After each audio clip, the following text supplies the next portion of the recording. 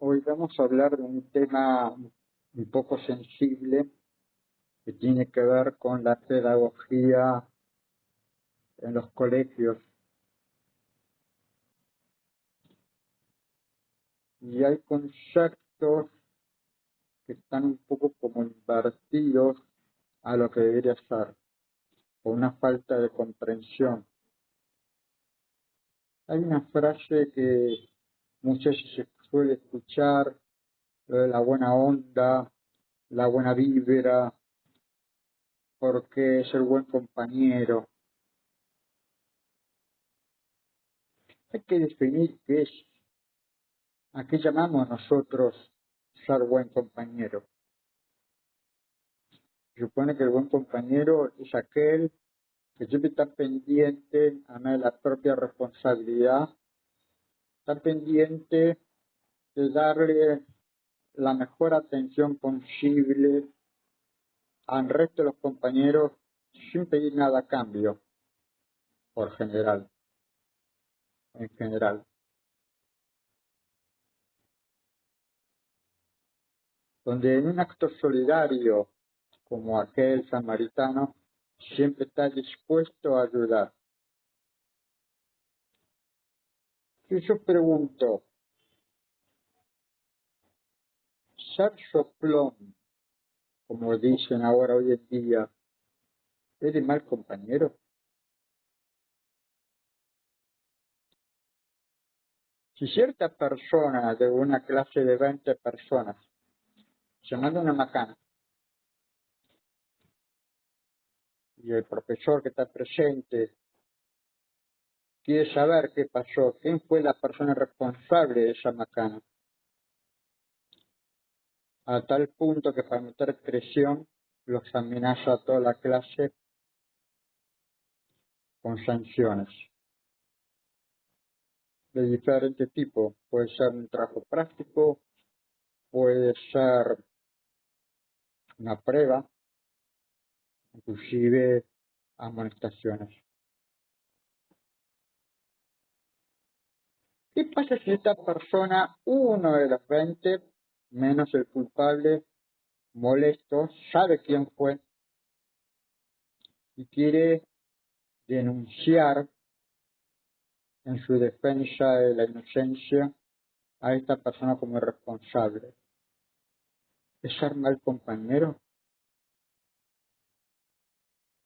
¿Cómo es el mal compañero si ya estaba originado previamente por otra persona que perjudica una persona a las 19 restantes?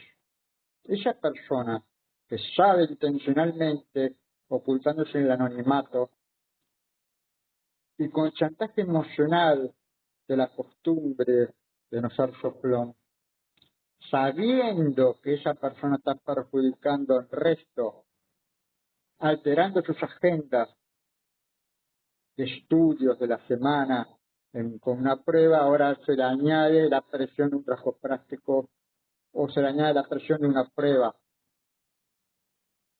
¿Qué es no ser mal compañero?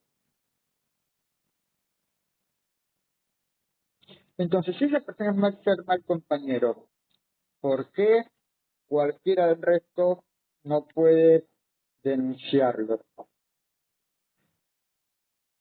¿No es de buen amigo perjudicar al resto cuando el objeto de la diversión de esa persona está el anonimato? ¿Cuál es la diversión de esa persona de ocultarse? Justamente enmascararse en el resto de la clase, sabiendo que todos pagan la misma moneda que el culpable. No es gracioso, no es de buen compañero, me parece. Entonces me parece lícito que sea observado por el resto de sus colegas y sancionado, y le hagan ver la responsabilidad, obligándole a asumir una responsabilidad de los actos, no el profesor, los compañeros. Como consecuencia, el profesor pondrá la sanción que corresponde. ¿Por qué el resto de la clase tiene que asumir las consecuencias de una culpa no cometido. No es ser buen compañero. Eso no es solidaridad.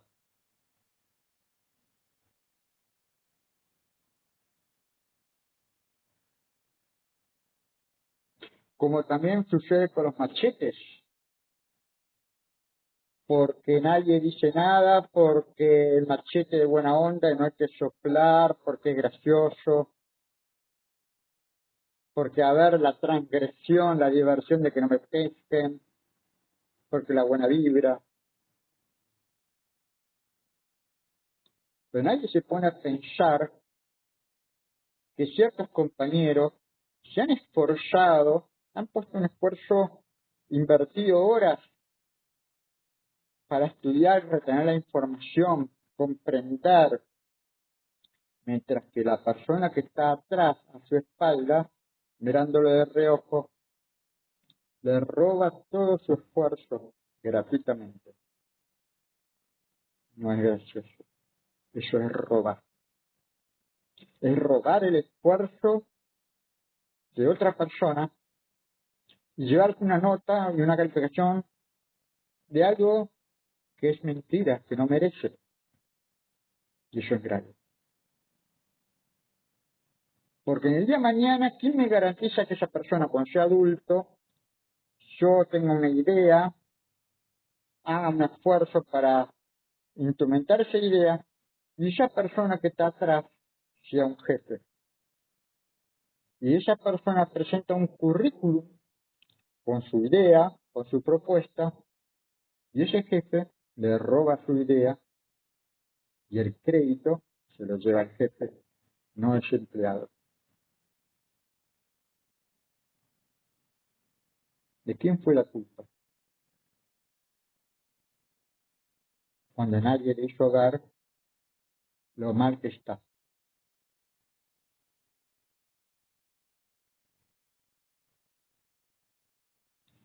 Entonces, el sentido de la justicia es un asunto muy serio y se predica con el ejemplo. Un ejemplo donde tiene que haber ética, moral y equidad. Equidad, ecuanimidad. Entonces, no puede ser que porque por cierta pereza del profesor, porque le resulta más fácil no indagar, o porque no tiene paciencia, y porque uno, un dos o tres, que sea una picardía, inclusive porque han hablado, el resto de la clase pague el precio de esas tres personas. Eso no es justicia. Es más, se retroalimenta, porque esas tres personas les resulta divertido que toda la clase quede en marcha gratuitamente en una sanción y lo van a volver a repetir. En cambio, distinto sería si el profesor identifica a esas tres personas, los separa de su responsabilidad del resto y les hace sancionar con trabajos prácticos o pruebas a esas tres personas únicamente. Entonces a estos chicos no les va a hacer ninguna gracia. ¿Por qué? Porque les pesa la justicia a ellos y no al resto de la clase. Entonces el sentido de la justicia y el ejemplo empieza a crecer, sobre todo el respeto. El respeto entre ellos y también hacia el profesor. Pero cuando esto no funciona, el respeto se pierde entre ellos y también indignación con el profesor.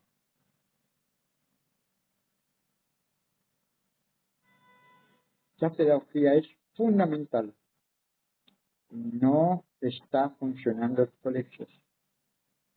Porque no es fácil, porque no tengo paciencia.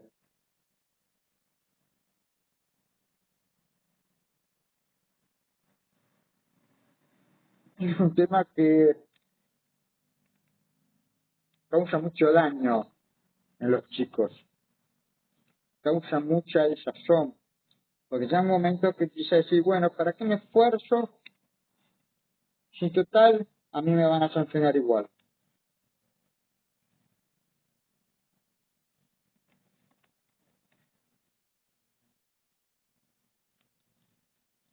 Vamos a poner ejemplo la parábola de los talentos. Cuando Jesús se hace representar a través de esa persona que se ve en una tierra y hay una persona que le da 10 talentos, otro le da 5 talentos y a otra persona le da un talento. La parábola de los talentos. Para ir más al grano, llegamos a la parábola de un talento. A la persona que tiene un talento. ¿Qué pasa? Y porque no, porque me dio no sé qué y lo escondí. Tuve miedo y lo escondí. Siervo malo, dice. Porque no hiciste lo que yo te pedí, te quito lo que tienes y se lo daré al resto. ¿De qué está hablando ahí? Del mérito. Porque el que tuvo 10 se esforzó, trabajó los méritos y consiguió otros 10. Me dijo siervo muy bueno, porque trabajó, cultivó. Si no, ¿qué le dice el Señor? Y si no, hubieras puesto a intereses. Inclusive le da permiso de invertir ese único talento para ponerlo en un banco y cobrar intereses. Y esos intereses dárselo al Señor.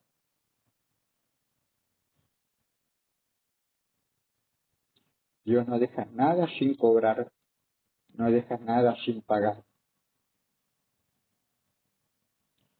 Pero ¿qué pasa? Como están haciendo ahora en el colegio o en varios colegios, dice, bueno, ya que esta persona, pobrecito, que tiene un talento y no hizo, bueno, le voy a sacar 5 talentos al que tiene 10 y 2 talentos al que tiene 5, para que sea todo más parejo. ¿Es justo? No, claro que no, porque Dios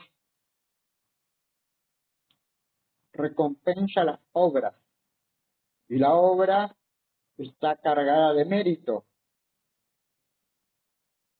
Y eso es lo que pasa también en las clases. Si yo me pongo a hacer macanas, no tengo mérito, y el que tiene mérito, que es portarse bien, paga el precio de la otra persona. Le están sacando los talentos y dándoselo a otro. Es el mismo caso. Entonces, si van a enseñar la parábola de los talentos, los tienen que enseñar bien y ponerlos en práctica. No hablar por solo la fe, como dicen los protestantes. Ya porque la fe, en la apologética, ya solo por la fe estoy salvo. No, no estás salvo, solo por la fe.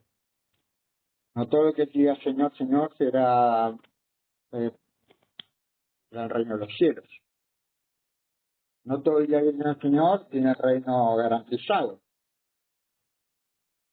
No es solo por la fe, como dicen los protestantes. Fe con obras, con el ejemplo, como hacía Jesucristo, que Jesucristo predicaba con el ejemplo. ¿Acaso no lo deja claro Jesucristo con Pedro cuando quería lavar los pies? No vine a ser adorado, sino a servir.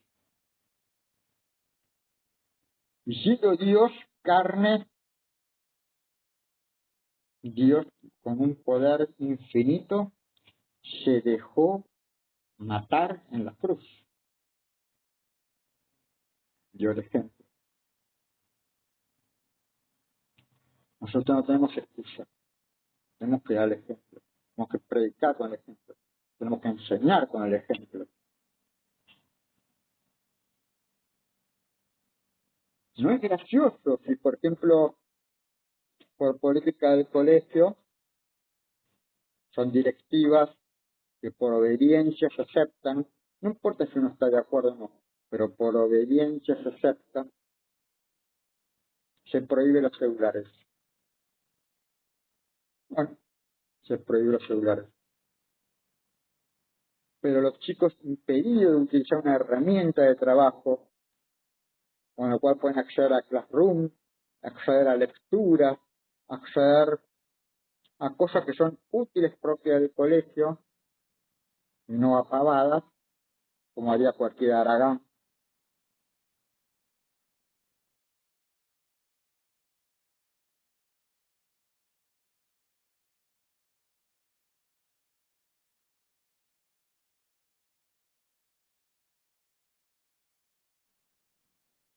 Aparezca un profesor que está dando clases y en ese momento aparece cierta persona de jerarquía interrumpiendo la clase para hablar con el profesor, mostrándole algo del celular como chisme al profesor, el profesor se ríe y después se va delante de los alumnos, en plena clase. No es gracioso. Eso no es un buen ejemplo.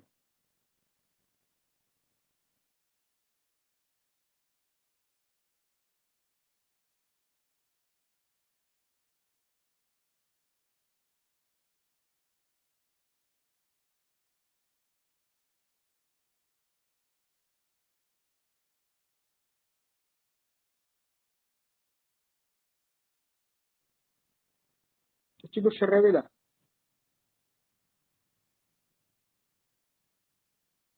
Se rebelan.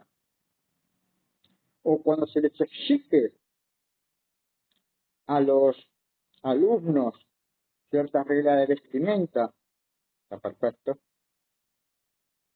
aparecen maestros que no cumplen con esas reglas de vestimenta, con camisas para afuera, sin la corbata, descamisado.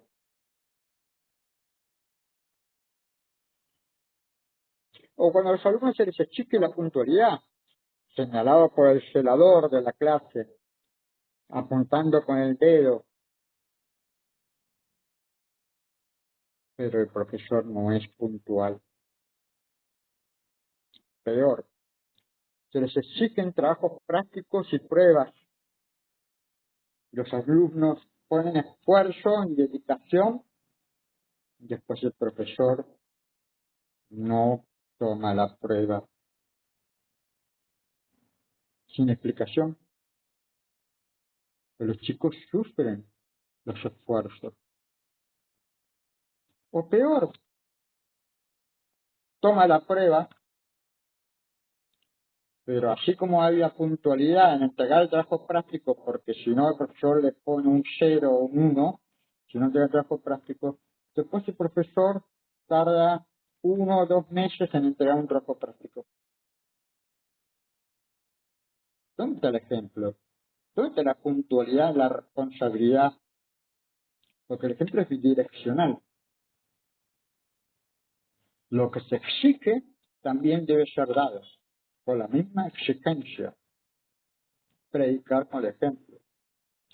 Si uno toma una prueba, es justo que sin demora el chico que está torturado por saber si le fue bien o mal, y saber si va todo bien, como máximo 2, 3 clases tener la nota. Y no semanas, varias semanas de retraso. Pero bueno, es el precio del esfuerzo. Pero también ese esfuerzo hay que respetarlo. Hay que ser más considerado también con el esfuerzo ajeno. Respetar el esfuerzo ajeno, el mérito ajeno.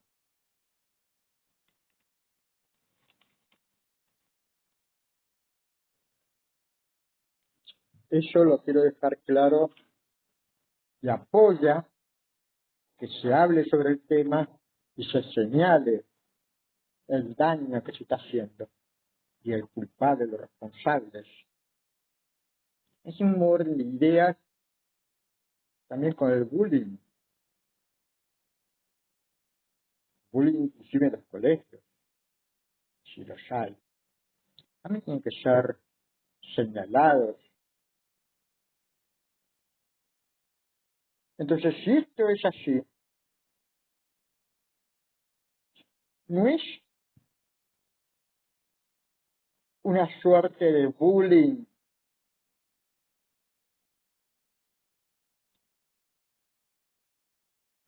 el hecho de que el resto de los alumnos